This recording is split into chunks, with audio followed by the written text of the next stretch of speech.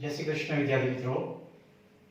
ધોરણ 10 આપણે પાઠ 2 એસિડ બેઝ અને ક્ષાર આપણે 3 વિડિયો લેક્ચરમાં આપણે એસિડ બેઝ વિશે જે પ્રાથમિક માહિતી મેળવી, એસિડ બેઝ રાસાયણિક ગુણધર્મોની સમજ મળી. ત્યાર પછી જે ત્રીજા વિડિયો લેક્ચરમાં આપણે ખૂબ જ અગત્યનો સવાલ pH માપક્રમ વિશે ટૂંક નોંધ. એના વિશે પણ આ ખૂબ જ 4 માર્કનો અગત્યનો સવાલ છે કે pH માપક્રમ વિશે ટૂંક નોંધ લખો. એ પણ ખૂબ જ અગત્યનો સવાલ છે. ત્યાર પછી પ્રબળ એસિડ, રીતે પ્રબળ બેઝ, નિર્બળ એસિડ, નિર્બળ બેઝ વિશે આપણે માહિતી મેળવી. ત્યાર પછી વિદ્યાર્થી મિત્રો આજે આપણે pH માપક્રમ કે જે રોજિંદા જીવનમાં pH નો ઉપયોગ કઈ કઈ જગ્યાએ થાય છે, આ પણ આ પાઠનો ખૂબ જ એક અગત્યનો સવાલ છે કે જે 4 માર્કનો સવાલ છે. અલગ અલગ ટોપિક છે કે રોજિંદા જીવનમાં pH નું મહત્વ શું છે.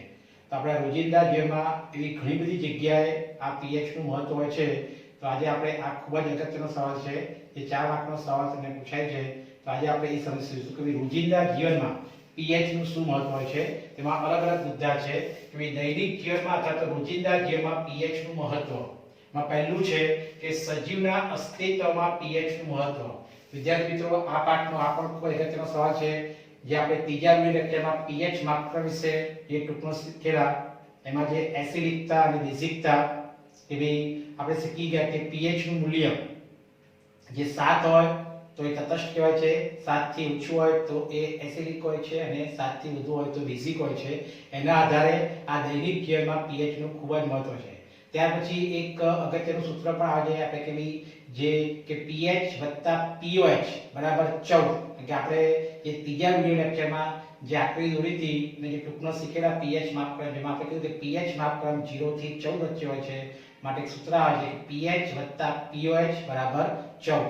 એના પર આધારિત જે દાખલાઓ છે એ આપણે પછી અભ્યાસ કરીશું. આજે આપણે જે દૈનિક જીવનમાં અથવા રોજિંદા જીવનમાં pH નું શું મહત્વ છે, એમાં પહેલું કે સજીવના અસ્તિત્વમાં pH નું મહત્વ. તો સામાન્ય રીતે માનવ શરીરમાં થતી દેહધાર્મિક ક્રિયાઓ, આપણા શરીરમાં ઘણી બધી દેહધાર્મિક ક્રિયાઓ થાય છે. એ દેહધાર્મિક ક્રિયાઓ 7 થી 7.8 pH ની મર્યાદામાં થાય છે. આ ખાસ ધ્યાન વિદ્યાર્થી મિત્રો કે જે માનવ શરીરમાં જે દેહધાર્મિક ક્રિયાઓ છે એ 7 થી 7.8, આ ખાસ ધ્યાન આપવાનું છે. MCQ ના સવાલ પૂછે છે કે દેહધાર્મિક ક્રિયાઓ એ 7 થી 7.8 pH, 7 થી 7.8 pH ની મર્યાદામાં થાય છે. અને જો આ pH માં ફેરફાર થાય તો જૈવિક પ્રક્રિયામાં ખલેલ પહોંચે છે. એનો અર્થ કે જો 7 થી 7.8 pH ની મર્યાદામાં આપણી માનવ શરીરમાં જે દેહધાર્મિક ક્રિયાઓ થાય છે, પણ જો એમાં ફેરફાર થાય તો આપણી જૈવિક પ્રક્રિયામાં ખલેલ પહોંચે છે. જૈવિક પ્રક્રિયાઓ આપણે બાયોલોજીમાં શીખીશું કે આપણી જૈવિક પ્રક્રિયાઓ ઘણી બધી છે. પોષણ, શ્વસન, પરિવહન, ઉત્સર્જન, વૃદ્ધિ, વિકાસ, પ્રજનન, સહનિયમન, એ ઘણી બધી આપણી સજીવોની જૈવિક ક્રિયાઓ છે. તો એમાં ખલેલ પહોંચે છે. માટે સામાન્ય પાણીની pH, આપણે જે પાણી પીએ છે એ સામાન્ય પાણીની pH લગભગ 7 હોય છે. 7.0 એટલે 7 કહેવાય અને પરિણામે કહી શકાય કે 7 એટલે કે તટસ્થ કહેવાય. આપણે શીખી ગયા કે સામાન્ય પાણીની pH લગભગ 7.0 એટલે 7 હોય છે. ત્યારે વરસાદી પાણીની pH લગભગ 5.6 ની આસપાસ હોય છે. ખાસ ધ્યાન રાખજો, વરસાદી પાણી હોય છે એની pH એ લગભગ 5.6 ની આસપાસ હોય છે. એનો અર્થ કે 5.6 ની આસપાસ એટલે કે 7 થી ઓછી છે, માટે એ એસિડિક કહેવાય છે. અને માટે તો કહી શકાય કે જે વરસાદની pH 5.6 કરતા ઓછી હોય તે વરસાદને આપણે એસિડ વરસાદ કહે છે. કેમ? કારણ કે 7 થી ઓછી એટલે કે 5.6 ની આસપાસ હોય તો જે વરસાદની pH 5.6 કરતા ઓછી હોય, તો 5.6 કરતા ઓછી હોય તો તે વરસાદને એસિડ વરસાદ કહે છે. અને એસિડ વરસાદનું પાણી જ્યારે નદી કે તળાવ જેવા જળાશયમાં ભળે છે ત્યારે તેના પાણીની pH શું છે? ઘટે છે. અને પરિણામે આ જળાશયોની માછલીઓ છે, સૂક્ષ્મજીવો છે અને જલીય વનસ્પતિ જેવી જલીય જીવસૃષ્ટિનું અસ્તિત્વ શું છે?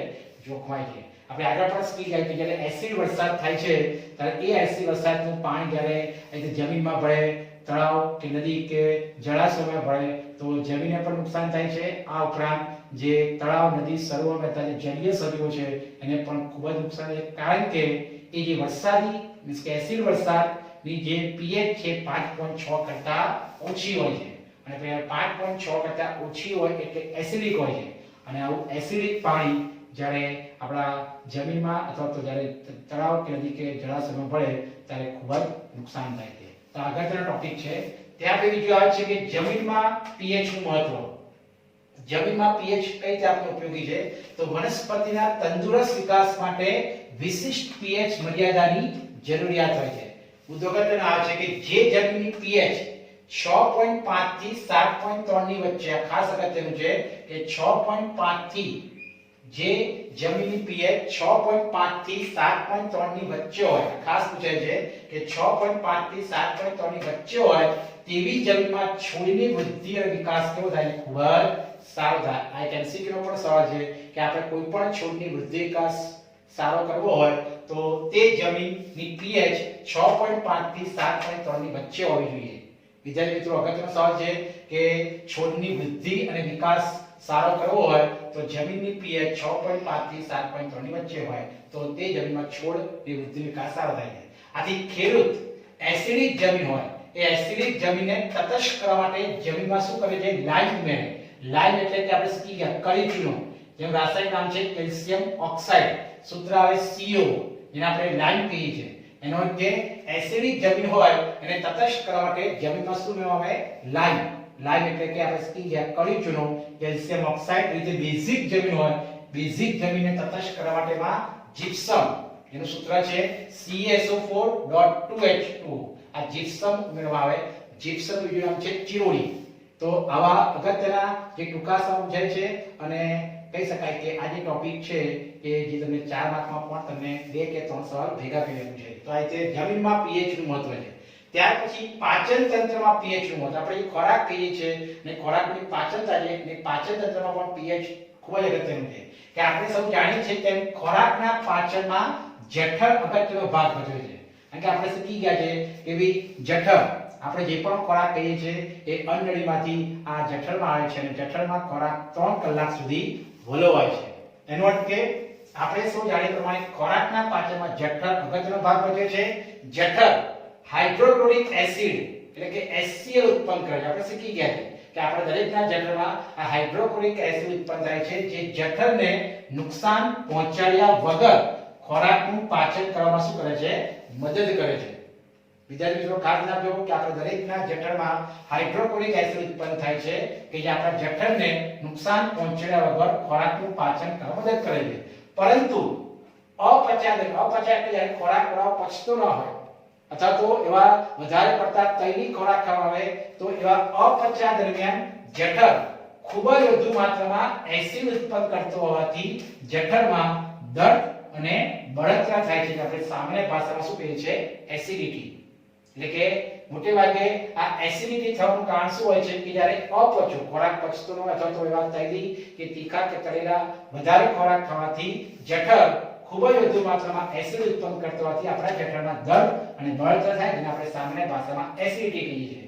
એસિડિટીના ઉપચાર માટે બેઝનો ઉપયોગ કરીએ છીએ. કારણ કે એસિડિટી ના ઉપચાર માટે બેઝનો ઉપયોગ કેમ થાય? કારણ કે જઠરમાં વધારે પડતો એસિડ ઉત્પન્ન થાય છે અને એ એસિડને તટસ્થ કરવા માટે આપણે બેઝનો ઉપયોગ કરીએ છીએ, જેને એન્ટાસિડ.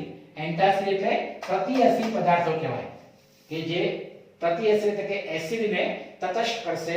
પરિણામે એવું કહી શકાય એને એન્ટાસિડ એટલે કે પ્રતિએસિડ પદાર્થ કહે છે. તે જઠરમાં આવેલા વધારાના એસિડનું તટસ્થીકરણ કરે છે.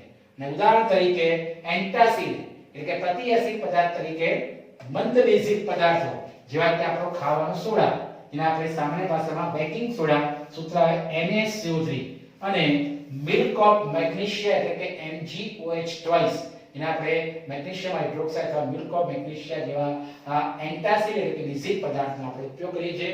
આપણે બજારમાં પણ આવા કહી શકાય કે જે એની ગોળીઓ પણ મળતી હોય છે પ્રતિએસિડ એટલે કે એન્ટાસિડ તરીકે જે મંદ બેઝિક પદાર્થોની અલગ અલગ પ્રકારના આપણે રસાયણ એટલે કે આવા ખાવાના સોડા અને મિલ્ક ઓફ મેગ્નેશિયા જેવા પદાર્થનો આપણે ઉપયોગ કરીએ છીએ. વિદ્યાર્થી મિત્રો, આવા ખૂબ જ અગત્યનો સવાલ છે આ પાઠનો કે ભાઈ દૈનિક ક્રિયામાં pH નું મહત્વ. 4 માર્કનો સવાલ છે. તમને 2 કે 3 સવાલ ભેગા કરી અને 4 માર્કનો પૂછે છે. ત્યાર પછી એવી રીતે દાંતના ક્ષય રોકવા માટે પણ pH નું મહત્વ છે અને મધમાખીના ડંખને સારવા માટે પણ pH નું મહત્વ છે તે આપણે જોઈએ. વિદ્યાર્થી મિત્રો, હવે આપણે આગળ જઈએ. આપણે જે પહેલા 3 ટોપિક શીખ્યા કે ભાઈ દૈનિક જીવનમાં pH નું મહત્વમાં સજીવના અસ્તિત્વમાં pH નું મહત્વ, ત્યારબાદ આપણે જમીનમાં pH નું મહત્વ અને ત્યારબાદ આપણે શીખ્યા કે ભાઈ પાચન તંત્રમાં pH એટલે કે ભાઈ ખોરાકનું જે પાચન થાય છે એમાં pH નું મહત્વ. ત્યાર પછી ચોથો મુદ્દો આવે છે કે દાંતનું ક્ષયન રોકવામાં pH નું શું મહત્વ હોય. આ પણ મેં પહેલા પણ કીધું કે આ તમને જે 4 માર્કનો સવાલ છે એટલે કોઈ પણ 3 કે 4 સવાલ ભેગા કરીને તમને 4 માર્કનો સવાલ પૂછી શકે છે. તો ચોથો મુદ્દો છે કે દાંતનું ક્ષય એટલે કે સડવું જેને આપણે ક્ષયન કહીએ છીએ રોકવામાં pH નું મહત્વ. તો જ્યારે આપણે મોંના અંદરના ભાગની pH 5.5 કરતા ઘટી જાય, આ ખાસ યાદ વિદ્યાર્થી મિત્રો કે જ્યારે આપણે મોંના અંદરના ભાગની pH 5.5 કરતા ઘટી જાય ત્યારે દાંતનું સડવું એટલે કે ક્ષયન થાય છે. એટલે જ્યારે આપણા મોંના અંદરના ભાગની pH જ્યારે 5.5 કરતા ઘટી જાય ત્યારે આપણું જે દાંત છે એ સડી જતા હોય છે. દાંતનું ઉપરનું પડ એસિડનો સવાલ કેલ્શિયમ ફોસ્ફેટ એનું સૂત્ર છે Ca3PO4 twice જેવા કઠિન પદાર્થનું બનેલું હોય છે. વિદ્યાર્થી મિત્રો, આપણા દરેકના દાંતનું જે ઉપરનું પડ છે એ કેલ્શિયમ ફોસ્ફેટ જેવા કઠિન પદાર્થનું બનેલું હોય છે જે પાણીમાં ઓગળતું નથી. તો અહીંયા આપણે કહી શકાય કે પરંતુ મોંની અંદરની pH 5.5 કરતા જ્યારે ઘટી જાય છે ત્યારે તે પડ શું છે ખવાઈ જાય છે. આ ક્યારે કે જ્યારે આપણા મોંના અંદરની pH 5.5 કરતા ઘટી જાય એટલે કે એસિડિક થઈ જાય છે પછી આમે એ જે કેલ્શિયમ ફોસ્ફેટ નું પડ ખવાઈ જાય છે જેને દાંતનું ક્ષયન થયું કહેવાય છે. મોંમાં હાજર બેક્ટેરિયા જમ્યા પછી મોંમાં બાકી રહી ગયેલા ખોરાકના કણો અને શર્કરાના વિઘટનથી એસિડ ઉત્પન્ન કરે છે. એટલે કે જ્યારે આપણે મોંમાં હાજર જે બેક્ટેરિયા હોય છે એ બેક્ટેરિયા જમ્યા પછી જે મોંમાં બાકી રહી ગયેલા જે ખોરાકના કણો અને જે શર્કરાના વિઘટનથી એસિડ ઉત્પન્ન કરે છે જે દાંતના ક્ષય માટે શું છે જવાબદાર છે, સડા માટે જવાબદાર છે. આથી ખોરાક ખાધા પછી દાંત હંમેશા આપણે સાફ કરવા જોઈએ. વિદ્યાર્થી મિત્રો, આપણે જોઈ ગયા કે ભાઈ જે પણ આપણે ખોરાક ખાધા પછી દાંત ખાસ સાફ કરવા જોઈએ. ક્યાં તમારે કોગળો કરવો જેથી કરીને આપણા જે દાંત છે એમાં ખોરાકના કણો ભરાઈ ના રહે. દાંત ચોખ્ખા કરવા માટે વપરાતી જે ટૂથપેસ્ટ છે કે દંતમંજન આવે છે એમાં સામાન્ય રીતે બેઝિક પદાર્થ હોય છે કે જે વધારાના એસિડને શું કરે છે તટસ્થ કરે છે અને એને દાંતનો સડો અટકાવી શકાય છે. એ માટે આપણે કહી શકાય કે જે ટૂથપેસ્ટ અથવા જે દંતમંજન કે જે પાવડર આવતા હોય છે એમાં બેઝિક પદાર્થો હોય અને એ બેઝિક પદાર્થો હોવાથી જે વધારાના એસિડને શું કરે છે તટસ્થ કરે અને એને દાંતનો સડો શું છે અટકાવી શકાય. તો આ રીતે દાંતને ક્ષયન રોકવા માટે પણ pH નું મહત્વ છે. અને ત્યાર પછી જે છેલ્લો મુદ્દો, પાંચમો મુદ્દો કે મધમાખીના ડંખની અસરના ઉપચારમાં પણ pH આપણને ઉપયોગી છે. કે મધમાખી જ્યારે ડંખ મારે છે ત્યારે તેનો ડંખ એસિડ મુક્ત કરે છે અને એ એસિડ એટલો બધો કહી શકાય કે આપણને હાનિકારક હોય છે. હાનિકારક એટલે કે જેને લીધે આપણને દર્દ અને જે જગ્યાએ એને ડંખ માર્યો ત્યાં સોજો આવે છે. મધમાખીના ડંખની અસરમાં રાહત મેળવવા માટે બેકિંગ સોડા જેને આપણે ખાવાના સોડા કહીએ છીએ NaCO3 જેવા બેઝિક પદાર્થોનું જલીય દ્રાવણ એટલે કે પાણીમાં નાખી અને એનું જલીય દ્રાવણની જે ડંખ હોય એ ડંખની આસપાસના ભાગમાં જે લગાડવામાં આવે કે જે એસિડિક ઝેરનું શું કરે છે તટસ્થીકરણ કરે. એટલે કે જ્યાં આપણે ડંખ માર્યો હોય ત્યાં આગળ તમારે આ જે બેકિંગ સોડાનું જલીય દ્રાવણ એટલે કે પાણીમાં દ્રાવણ બનાવી એ ડંખની આસપાસના ભાગમાં આપણે લગાવી દઈએ તો જેને કારણે એ એસિડિક ઝેરનું શું કરશે તટસ્થીકરણ કરશે ને આપણે થોડો સમય આપણને થોડી વારમાં આપણને રાહત થશે. આ ઉપરાંત એક વનસ્પતિ છે કવચ.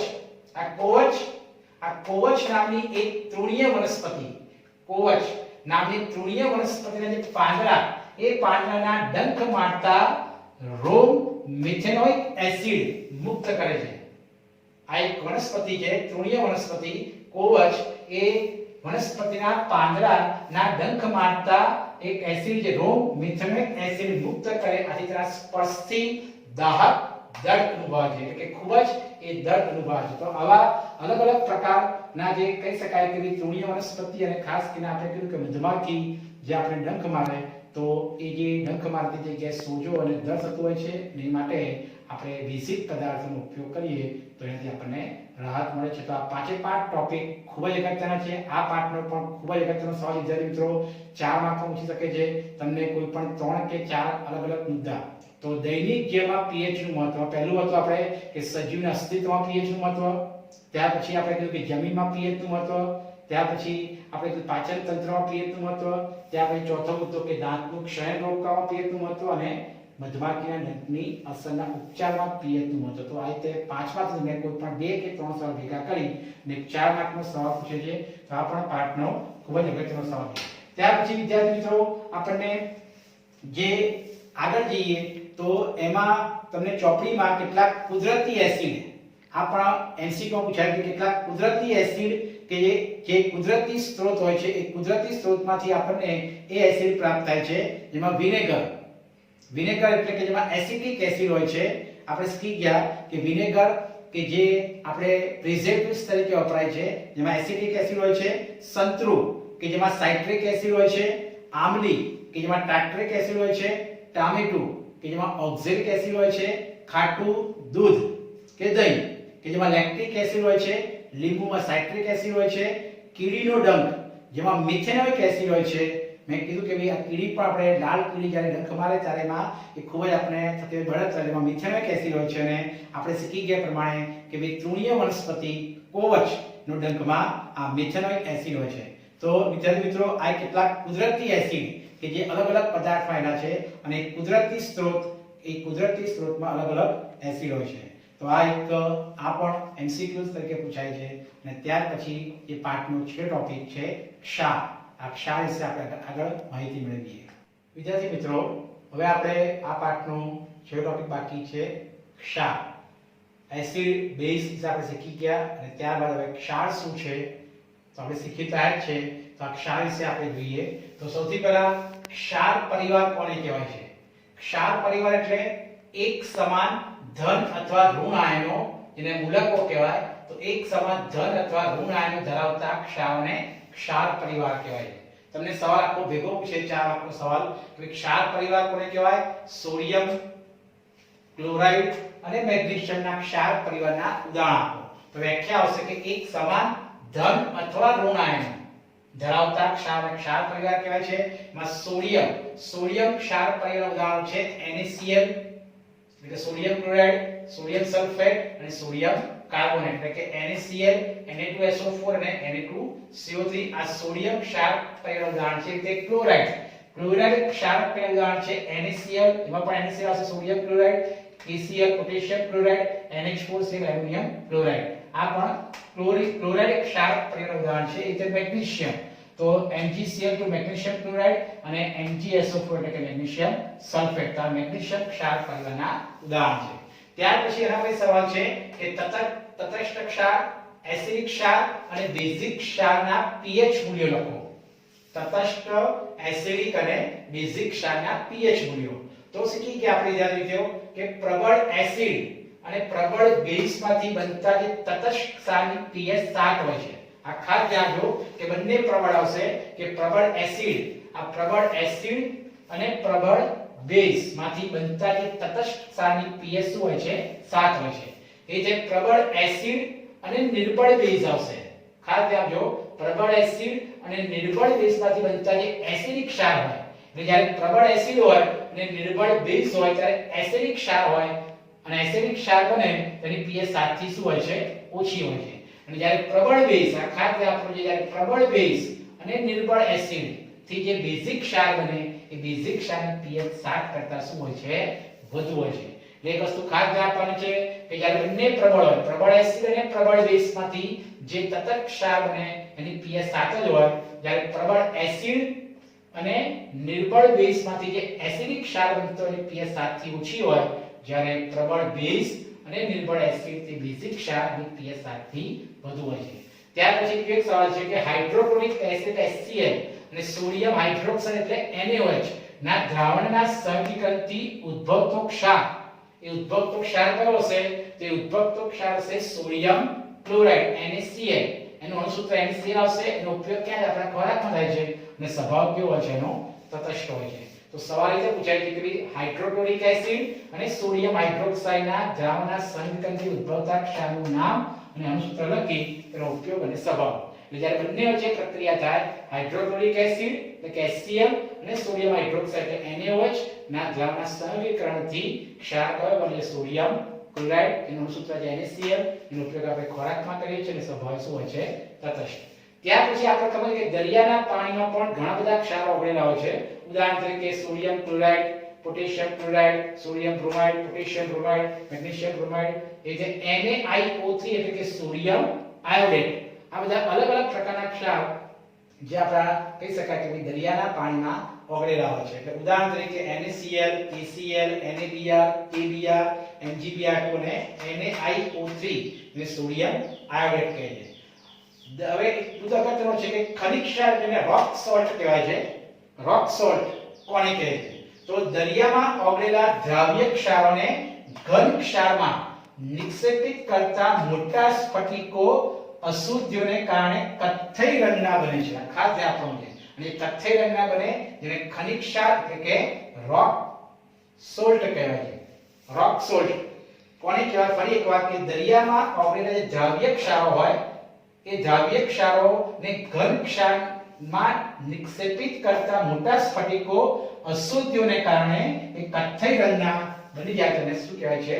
ખનિજ ક્ષાર. અને ત્યાર પછી વિદ્યાર્થી મિત્રો આપણે હાઇડ્રોજન વાયુ અને ક્લોરીન વાયુના ઉપયોગો જોઈએ. તો હાઇડ્રોજન ઉપયોગ ક્યાં થાય છે? બળતણ તરીકે.